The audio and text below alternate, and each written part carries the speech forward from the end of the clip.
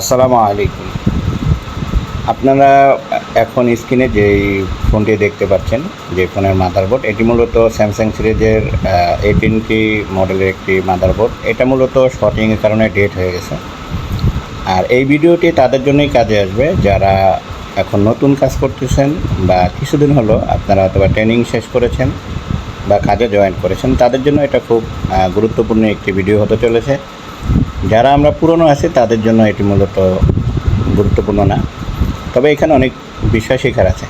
এখানে যেই pad value আমাকে মিটার দ্বারা নিতে দেখছেন, এখানে আমি প্যাড ভ্যালু মিটার দ্বারা নেওয়ার একটি কারণ হলো, যখন এই ফোনটি আমার কাছে আসে তখন দেখলাম ব্যাটে এটা একটা শর্টিং থ্রো করতেছিল বা শো করতেছিল আমাদের ডিসি পাওয়ার সাপ্লাইতে অটো রিডিং, যেটা 0.350 এরকম অটো রিডিং আসতেছিল এবং বিপিএসও আমাদের ঠিক সেম আসতেছিল।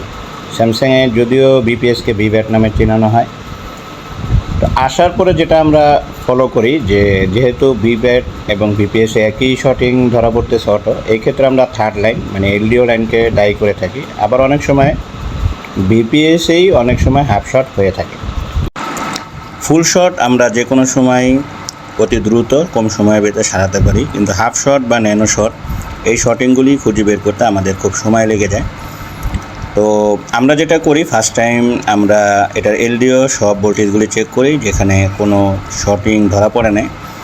এরপরে যেটা করি যে বিপিএস লাইনে আমরা এটাকে ডিসি পাওয়ার সাপ্লাইতে দেখা যায় 4.2 ভোল্টে রেখে আমরা এখানে ধরে রাখি। ধরে রাখার পর আমরা দেখি চার্জিং আইসিটি গরম হয়। এটা আপনারা অবশ্যই দেখতে পারবেন। আর প্রথমে যেটা দেখছেন সেটা হলো, আগে আমি শর্টিংটা দেখছি, তারপর ঠিক কীভাবে এটা আমরা বুঝলাম যে শর্টিংটা চার্জিং আইসির ভিতরে, সেটা বোঝানোর চেষ্টা করব। দেখুন, আমাদের মাদারবোর্ডে অনেক কয় প্রকার লাইন থাকে। ব্যাট লাইন, যেটা ভিপিএস হয়ে আবার বের হয় চার্জিং আইসির মাধ্যমে। এরপরে এটা পাওয়ার আইসিতে গেলে বিভিন্ন প্রকার এলডিও ভোল্টেজ তৈরি হয়, যা এক একটি সেকশনে দেওয়া হয়। এবং এর মাঝখানে আইসিতে কিছু লাইন থাকে, যেই লাইনগুলি আসলে কোনো সেকশনের জন্য করা হয় না, যেটি শুধু বাইরে ফিল্টার করার জন্য একটি ক্যাপ থাকে এবং এটা আইসির ভিতরের আন্ডার ভোল্টেজগুলি ফিল্টার করার জন্য দেওয়া হয়ে থাকে। তো কিছু কিছু সময় এলডিও লাইনে শর্ট না পাওয়া গেলে আমরা ওই লাইনগুলিকে মূলত ডায়াগনোসিস করে থাকি যে ওইখান থেকে সমস্যা কিনা। ওই লাইনগুলিতে সমস্যা হলে যেটা হয়, দেখবেন আপনার নির্দিষ্ট যে আইসিটি হিটিং হচ্ছে, ওই আইসিটা তুলে ফেলার পরে দেখবেন যে আপনার শর্টিং চলে গেছে। এবং আপনি যদি পুনরায় সেম আইসিটি বসান বা নতুন কোনো আইসি বসান, তারপরে দেখবেন আবার সেম শর্টটি আবার চলে আসতেছে।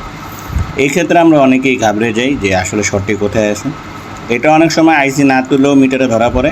আর সূক্ষ্মভাবে যদি ধরতে হয়, নির্দিষ্ট যদি কোনো আইসি দেখা যায় হিট হচ্ছে, যেমন যেসব আইসি এলডিও ভোল্টেজ তৈরি করে বা যেসব আইসি দেখা যায় পাওয়ারের সাথে জড়িত থেকে পাওয়ারের জন্য কাজ করে থাকে, ওই সব আইসি যদি হিটিং হয়ে থাকে, আইসি উঠে আইসির ভিতরে যেই বলগুলি আছে, এই বলের যে প্যাড আছে, এক একটি প্যাডের ভিতরে আপনার এক একটি মান করা থাকে। এই মানগুলি যদি আমরা, যেটাকে আমরা সোজা বাংলায় বলতে পারি যে প্যাড ভ্যালুগুলো যদি আমরা নেই, তাহলেই আমরা ধরতে পারি যে আসলে নির্দিষ্ট কোন লাইনটা আমাদের শর্টিং হয়ে গেছে। আপনারা দেখতেছেন স্ক্রিনে আমি আইসিটি আবার রিভলভ করে বসিয়ে দিচ্ছি, যেটা এটা ফোনেরই আইসি ছিল, কারণ আমরা শর্টটি ক্যাপচার করতে পারছি যে আসলে শর্টটি কোথায় ছিল।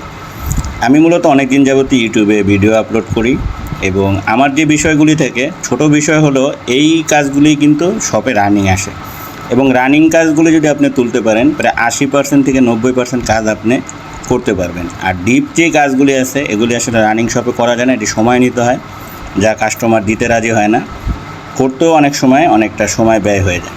তো এইখানে আইসি লাগানোর পরে আমি খুব সুন্দরভাবে ক্লিন করে নিচ্ছি। এটা মোবাইলের খুব গুরুত্বপূর্ণ একটা জিনিস, যেটা অনেকেই মিসিং করে। অনেক সেট আমরা খোলার পরে দেখি যে ভিতরে এত কাঁচরা থাকে, ময়লা থাকে, পেস্ট লেগে থাকে, যেটা আসলে দেখলেও মনে হয় যে বোর্ডটি আর কাজ করা যাবে না, কিন্তু বোর্ডটি কিন্তু ভালোই থাকে। তো নিট ক্লিন করাটা একটা গুড টেকনিশিয়ানের একটি ভালো স্বভাব বলেও ধরা যায়।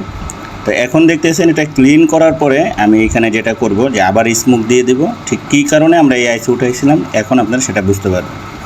তো স্মোক দেওয়ার পরে আপনারা মিটারে ডিসি পাওয়ার সাপ্লাইতে দেখতে পারবেন যে আসলে কীরকম ধরনের শর্টিং টানতেছিল।